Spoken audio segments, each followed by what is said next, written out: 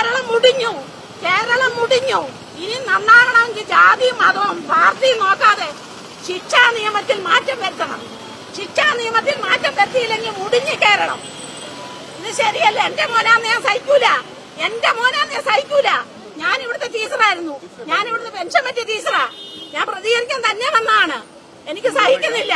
ടിവിയുടെ മുന്നേ ഇരുന്നിട്ട് എന്തുവാ ടി വി കാണുന്ന മുഴുവനും? എന്തൊരു സങ്കടമാ കാണുന്നേ. ടീച്ചർമാരെ ശരിയായ രീതിയിൽ പരിശീലിപ്പിക്കുക, രക്ഷിതാക്കളെ ശരിയായ രീതിയിൽ കൗൺസിലിംഗ് കൊടുക്കുക, ശിക്ഷാ നിയമത്തിൽ മാറ്റം വരുത്തുക. ഗൾഫിലൊക്കെ നടക്കുന്ന ഒരാൾ ശിക്ഷ ഇവിടെ വരണം. എന്നാലും അതെ കൈ വെട്ടണം, കാല് വെട്ടണം, അല്ലെ ഒക്കത്തില്ല ഇവിടെ. ഇത് ശരിയല്ല ചെയ്തത്. എന്റെ കുഞ്ഞാന്ന് ഞാൻ സഹിക്കുവോ? എന്റെ കുഞ്ഞാന്ന് ഞാൻ സഹിക്കുവോ? എനിക്ക് താമരശ്ശേരി പോകാൻ അല്ലെ ഞാൻ പോയില്ല താമരശ്ശേരി. ഒരു 10ാം ക്ലാസ് പഠിക്കുന്ന കുട്ടിയെ നശിപ്പിച്ചിട്ടേ എന്ത് മര്യാദയാ കാണിച്ചിരിക്കുന്നേ? എന്ത് മര്യാദ?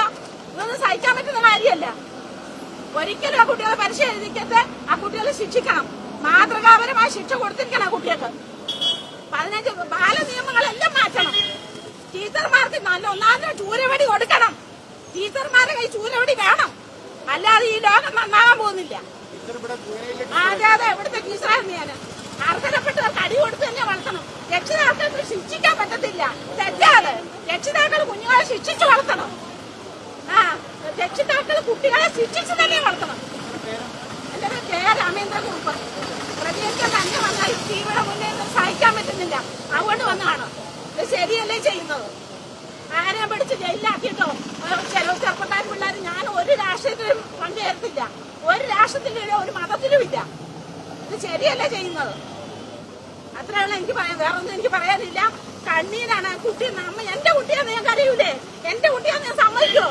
അതുകൊണ്ട് ഞാൻ പ്രതികരിക്കാൻ വന്നതാണ്. ഇത് ശരിയല്ല. ഇത് ആ കുട്ടികൾക്ക് മാതൃകാപരമായ ശിക്ഷ കൊടുത്തെങ്കിലേ ഈ കേരളം നന്നാകത്തുള്ളൂ.